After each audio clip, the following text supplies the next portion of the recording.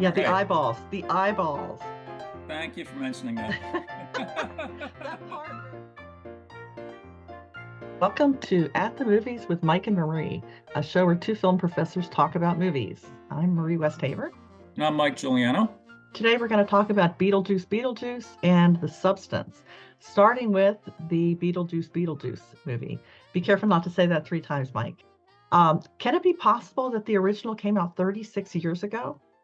That's quite amazing. But as we know, Hollywood is very interested in recycling. And I'm all for recycling. And so in their case, creatively, sometimes they reach back a bit. In this case, it is quite striking, as you say. The first Beetlejuice came out in 1988, that it's been that long. So I almost don't want to think about that too much. But, at the risk of saying the title 3 times, we go from Beetlejuice to Beetlejuice Beetlejuice. So there, I've jinxed myself already. Who knows what'll happen in the next few minutes.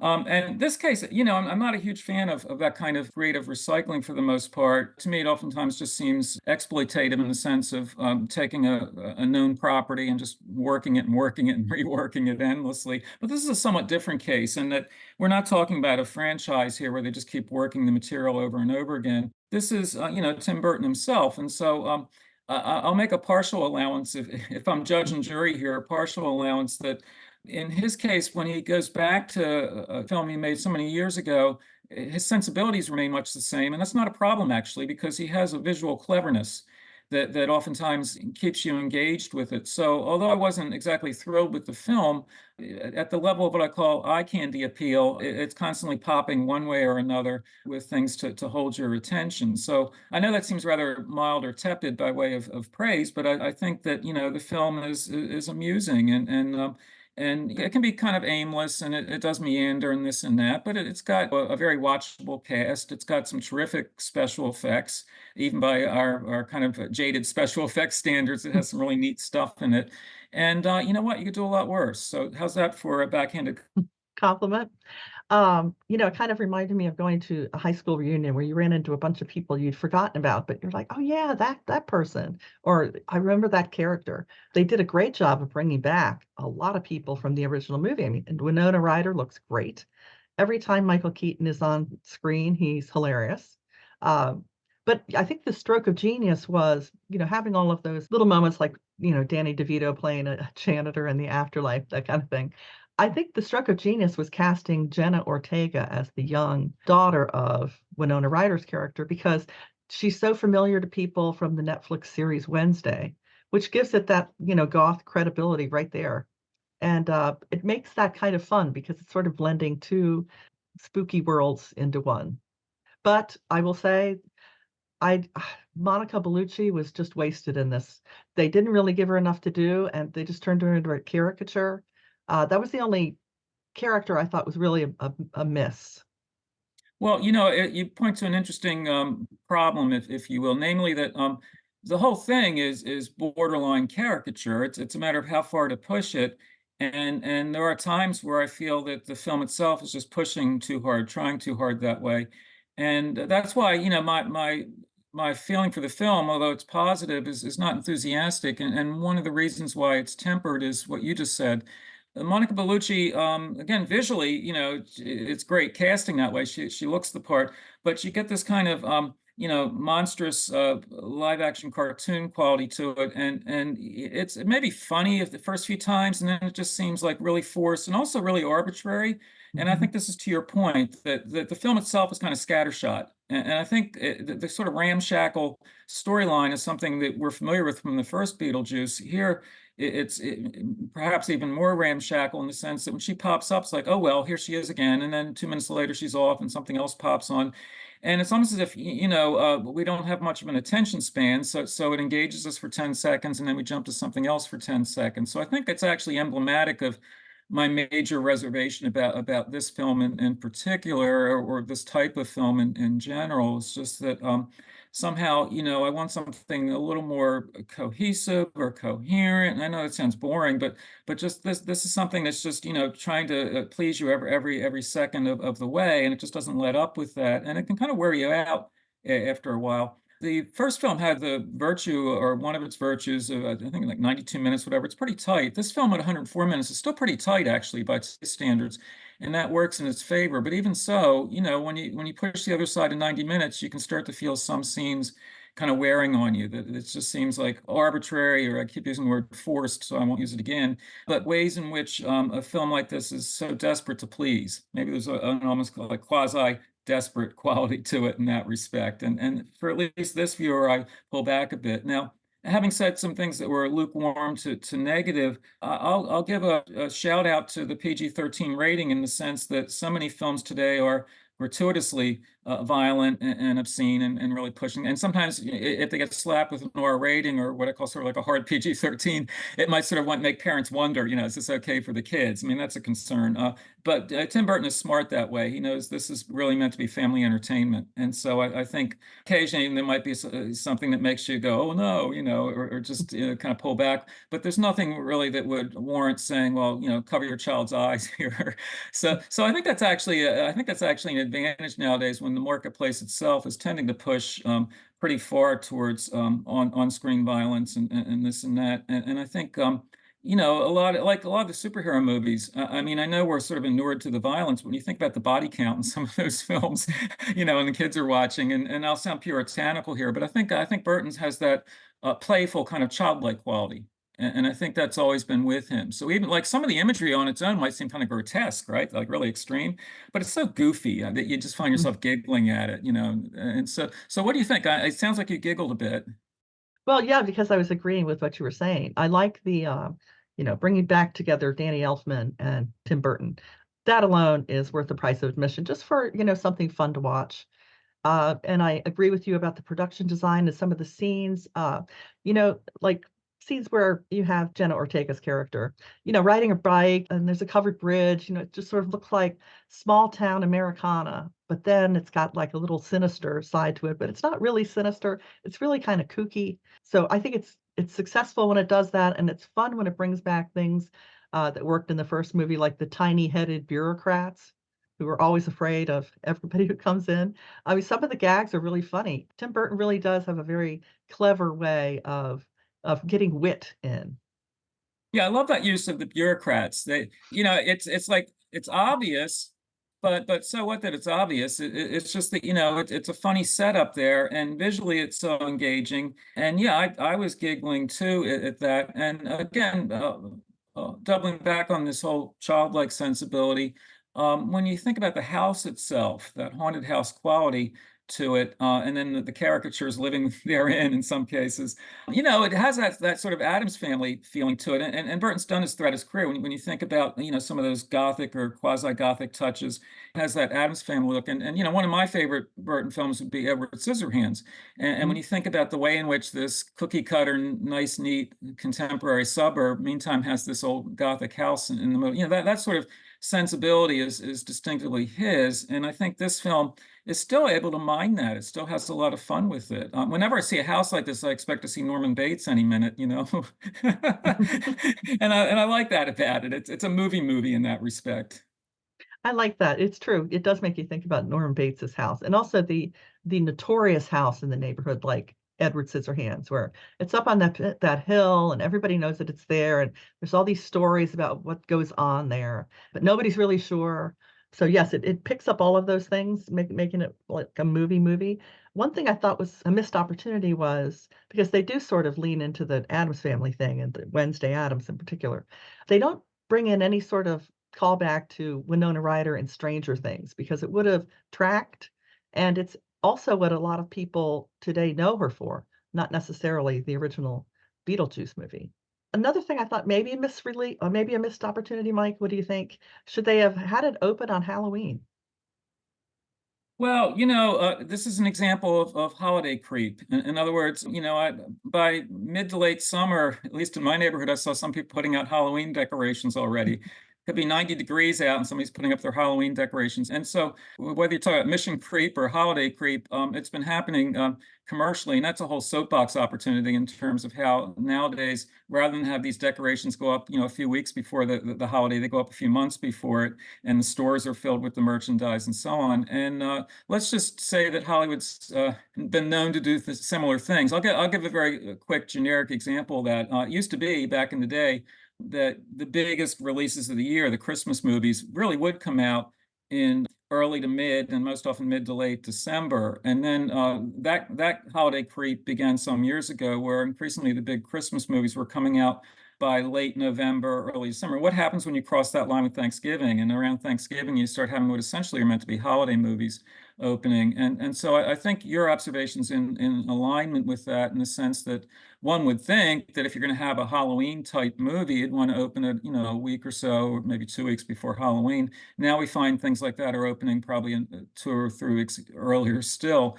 So I think it's a larger cultural phenomenon there. And again, it's a matter of how it's like year-round holidays, if you will, because no sooner does one end than already the advertising, if you will, begins for the next one. So I think in terms of marketing, that's what happens. And I guess I'm just being old-fashioned that way, but I do get in the spirit of Halloween.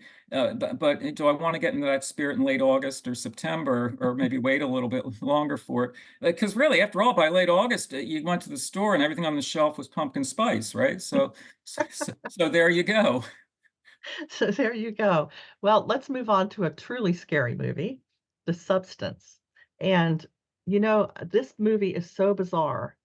Somebody asked me if it was weird, and I said, it's so far beyond weird that the light from weird isn't even going to get to it for eons. I know you've got an opinion about this movie, Mike. I can't wait to hear your thoughts. I've got a lot of thoughts, but I'll let you start us off somewhere. Well, it has an intriguing premise, and without getting pompous about this, there's a long-standing tradition, certainly in literature and elsewhere, of the doppelganger, of the double. This whole sense of you have your identity, and now here's another you. There's so many permutations on it. It goes beyond doubling, I suppose, even. But this film's quite literal-minded about that, because here we have Demi Moore playing an aging actress who now is a fitness instructor with a popular show. And if you want to think about Jane Fonda, you can, but the film doesn't push that overtly. It's just a thought that occurs when you want to see the exercise videos that she's doing. But the point here is that she's getting of a certain age, and this is where we have to talk about the actors in terms of the real actors here. As you and I are talking now, Demi Moore is about to turn 61, so she's at that point where she's actually well cast here. It's a really good performance by Demi Moore, I'll quickly point out. And so the thing is, she's reached that. People sometimes think I'm being cruel when I say this, but Hollywood has a cruel math in terms of actresses in particular, what I always call the sell-by date. That, when an actress gets to that point, only a handful have really fully survived that, if you will. It's kind of a mean-spirited way to describe it. But, once you get to that point, do you still get the lead roles? Can you still have a romantic lead role? That's the big one. And I won't go further with that, or we'd have a 3-hour episode.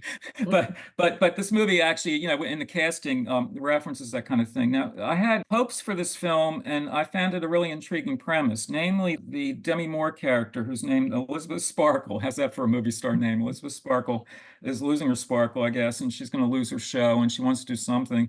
And she finds out about this, like really, and weird's the right word, or one words almost fail us as to how to describe this.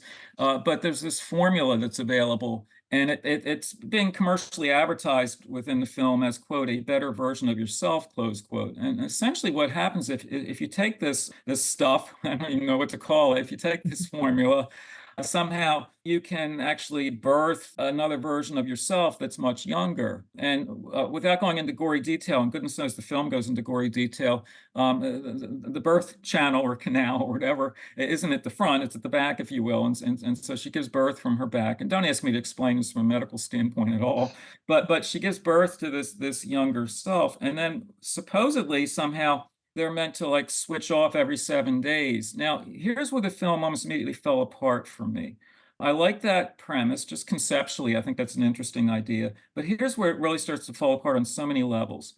You can have a really extreme, really weird premise, but you need some degree of logic, of plausibility in terms of how you develop it. I always say that about sci-fi. You can have a really extreme premise, but you need something tethered to logical thinking to make the audience care. Because if anything can happen, nothing matters. So it's just totally arbitrary. So here's where it totally falls apart, because you would think in the premise there'd be an interesting idea of how this actress, Elizabeth Sparkle, will react to her new double, played by Margaret Qualley. In other words, that's a really interesting idea. Like you get to meet yourself at a younger age. Is it even that? I mean, you don't even know quite what to call this.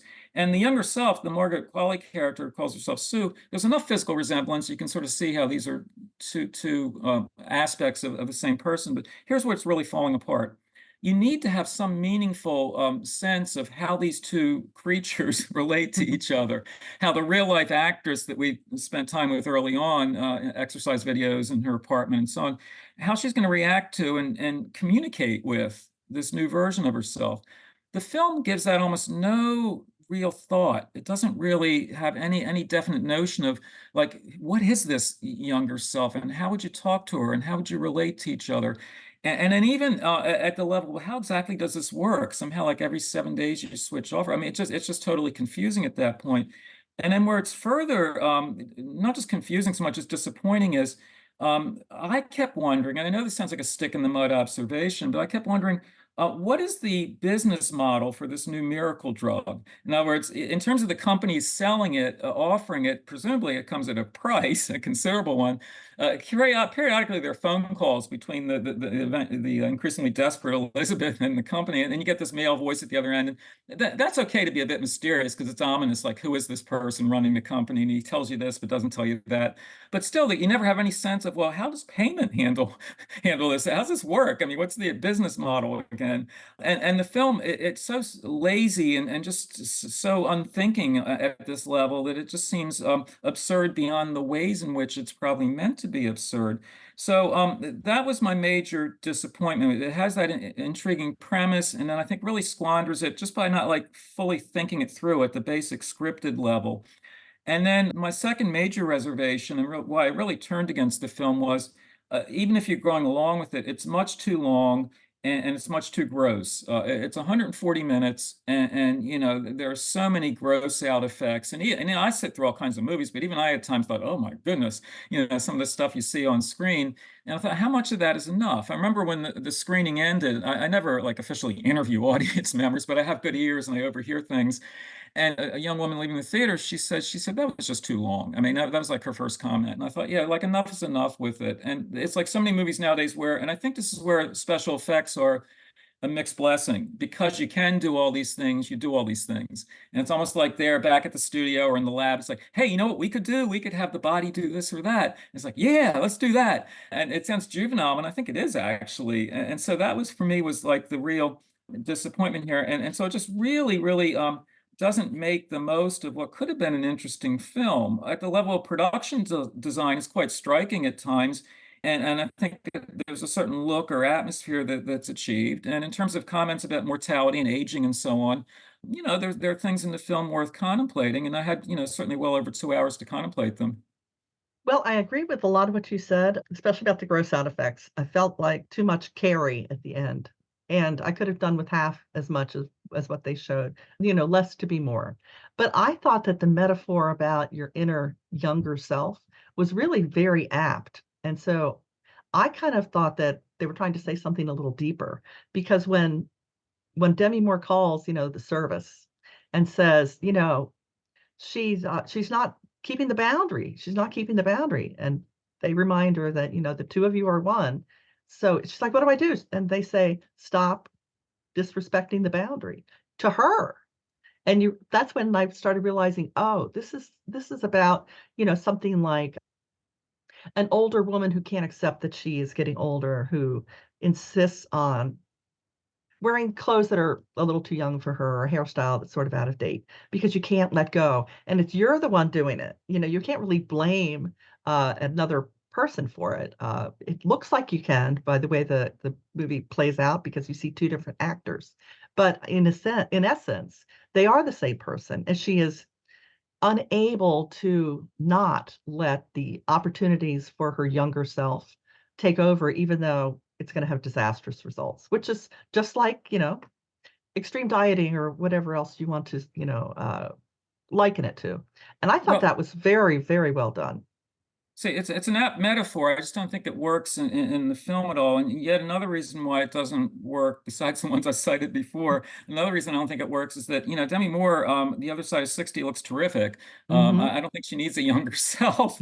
And I think actually that again, even though it's a strong performance, I think there's in effect like maybe too much vanity there. But what I'm getting at is if she really were an aging actress and really showing that, there would be what I call mirror scenes where you wake up in the morning, look in the mirror, like, oh Lord, I better put on some makeup today. But it's when she looks in the mirror, she looks terrific. She looks great. So I know in Hollywood, there's great and then there's really great. But the thing is, I think that spoils the film a bit. It sort of takes away from what should be the apt metaphor that you're talking about. And there's also like some other, whether intended or unintended, moments made me smile in terms of what aging means, particularly in Hollywood. So, within the film, there's a TV executive who oversees that exercise show. He's the one who's going to fire her because she's getting too old and look for a younger replacement. And guess who that younger replacement will be on air? But he's played by Dennis Quaid. And, this is where you do have to look at the actual ages of the real life actors because Dennis Quaid is 70. So, but his character, the TV executive, Harvey says at one point, after 50, it stops. And I thought, well, man, you've had 20 years to contemplate that. And so, yeah, there are things like that, whether I'm meant to think about them or not. I think the film prompts that. I just think there needed to be more by way of what I call conversation between the older self and the younger self. Do you know what I'm getting at there with the Demi Moore character and the Margaret Crowley, much younger? What is she? She's sort of an offshoot of some sort.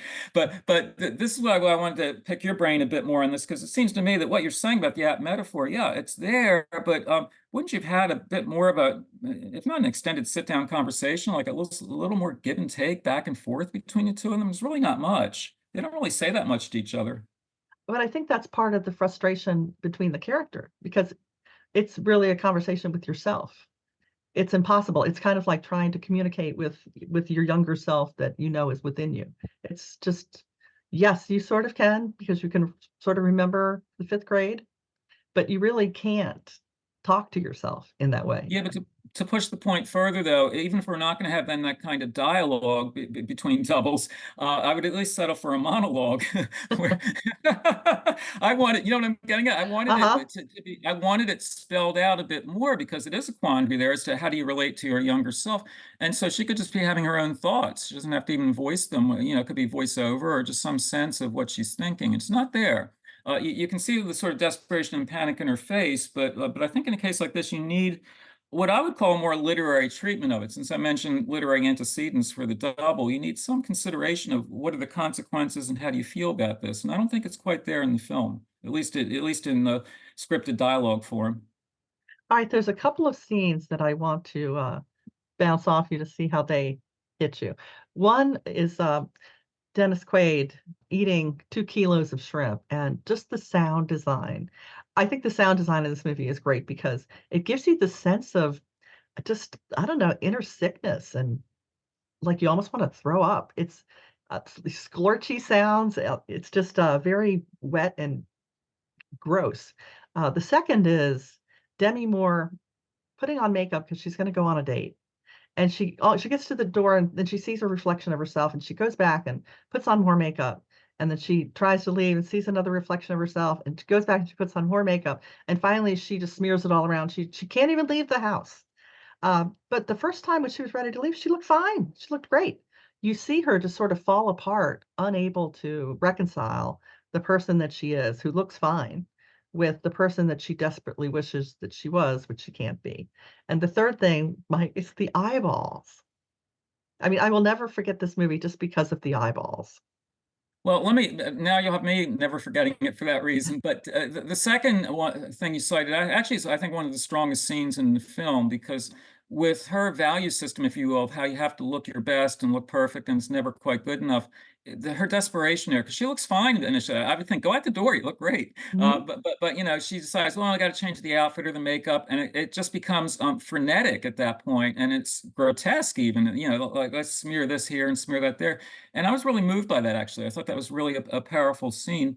And perhaps with the first thing you cited, maybe there's a lot of gross stuff here, but I think maybe the grossest is when Dennis Quaid eats.